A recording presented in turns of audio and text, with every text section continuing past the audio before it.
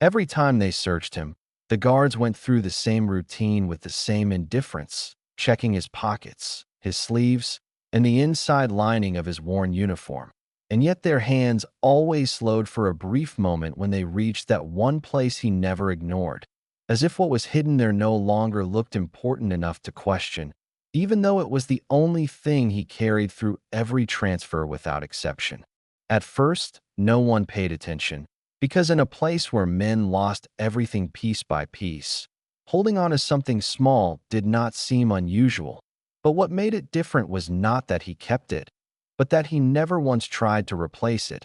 even as time erased whatever had once been visible on its surface, leaving behind something that should have been thrown away long ago. It was not clear anymore, not even close, and yet he continued to treat it as if nothing had changed, as if the image it once held was still there, untouched, intact, and waiting to be seen again, even though anyone who looked at it now would see almost nothing at all.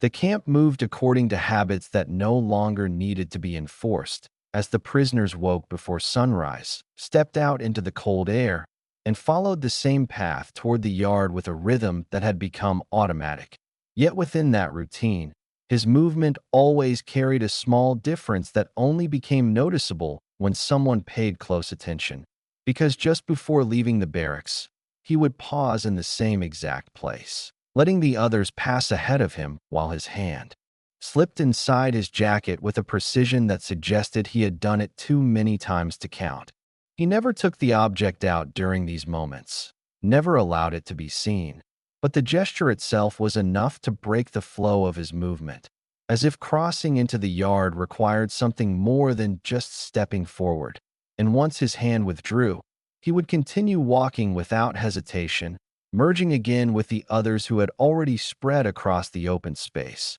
leaving behind no visible trace of what had just happened. At first, the pause meant nothing to anyone, because in a place like this, men developed habits simply to hold on to some sense of control. Yet over time, the repetition gave it weight, especially to one prisoner who had begun to notice patterns where others saw nothing, watching from a distance as the same brief interruption occurred every morning without fail, until the act itself started to feel intentional, as if it served a purpose that had not yet been revealed.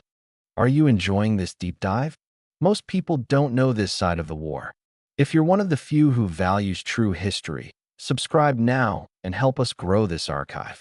The first time the photograph was seen clearly did not happen in the yard, but during a quiet afternoon when the work had slowed and the guards had retreated into the background, leaving the prisoners to sit in scattered groups or alone with their thoughts. And in that moment of lowered attention, he chose a place near the wooden wall where the light fell unevenly, creating just enough shadow to feel hidden without being completely isolated. Instead of keeping the object inside his jacket, he brought it out slowly, holding it between both hands in a way that suggested care rather than fear. And for the first time, its condition became visible, revealing edges that had softened, corners that had bent, and a surface that no longer reflected a clear image, but something indistinct that seemed to resist being understood. From across the yard, the same prisoner who had noticed his routine shifted closer without drawing attention, adjusting his position until he could see just enough of the photograph to realize that whatever it once showed was no longer fully there, because the shapes were faint, the lines were broken, and the details that should have defined it had already begun to disappear. What stood out was not the image itself, but the way it was being looked at, as if clarity was not required, as if recognition came from something other than sight. And after a long moment that stretched beyond what seemed natural, the photograph was returned to its place inside the jacket, hidden again before anyone could approach or ask, leaving behind a question that had no immediate answer.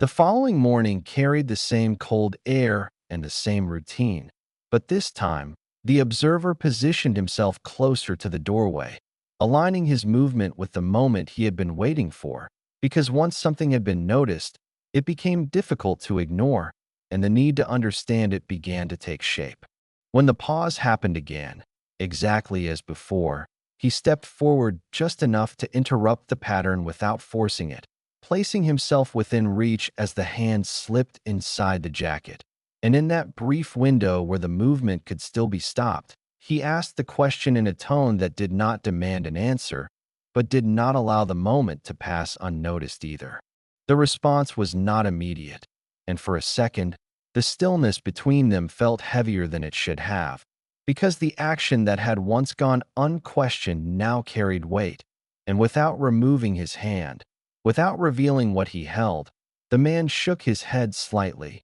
not in refusal, but in a way that closed the door on the conversation without explaining why. He then stepped past him and continued toward the yard, restoring the flow of movement as if nothing had changed, yet the interruption had already done its work, because now the silence around the object felt intentional, and what had once been invisible had become something that could no longer be ignored.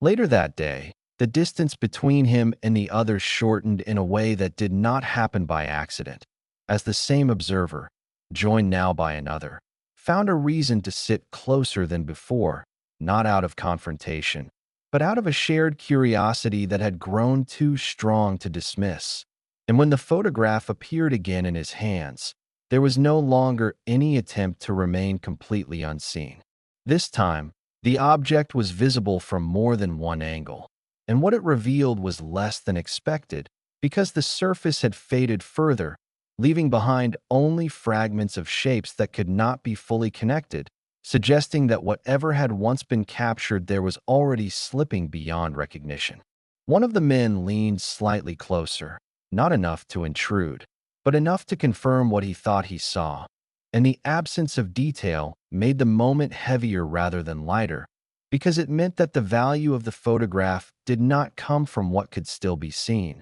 but from something that no longer depended on the image itself. No explanation was given, no story was offered, and no attempt was made to clarify what remained unclear, as the photograph was folded again and returned to the jacket with the same care as before. Yet the difference now was undeniable, because everyone who had seen it understood that what he was holding onto was no longer the photograph itself, but something that existed beyond it.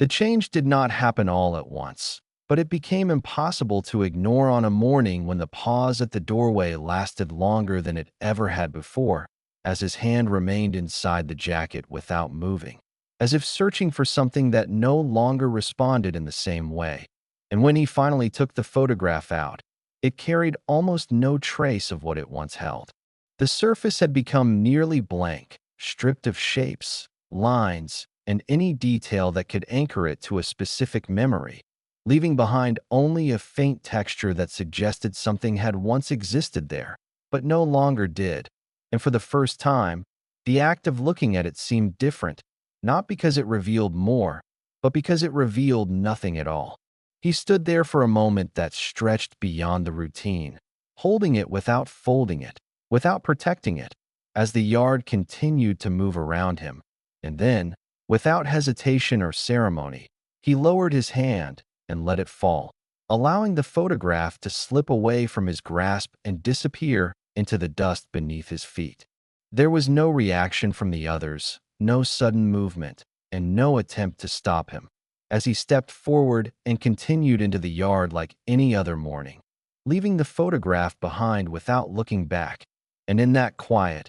almost unnoticeable moment, what he had been carrying was no longer needed, not because it had lost its image, but because whatever it once held had already been carried far beyond what could ever fade.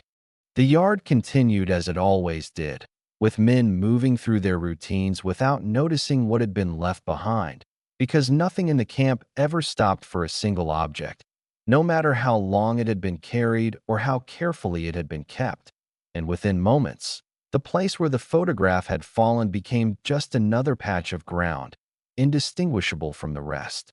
No one bent down to pick it up, not out of indifference alone, but because its meaning had never belonged to anyone else. And without the one who had carried it, it no longer held anything that could be recognized or understood, leaving it to remain where it had landed, exposed to the same wind and dust that had already erased its image. somewhere beyond the yard. He continued walking in step with the others, his movement no longer interrupted at the doorway, his hand no longer reaching for something that used to define that brief pause each morning. And although nothing around him had changed, the absence of that small habit created a difference that only he could feel. What he had carried for so long had not been protected by the photograph itself, nor preserved by its fading surface, but by the act of holding on to it, repeating the same gesture until it no longer depended on the object in his hand. And once that point had been reached, there was nothing left for him to keep. Behind him, the photograph remained where it had fallen, empty, silent, and almost invisible, while ahead of him, the routine continued without interruption, as if nothing had ever been there at all. Thank you for spending this time here. If these quiet, true World War II stories matter to you, subscribing helps this channel continue.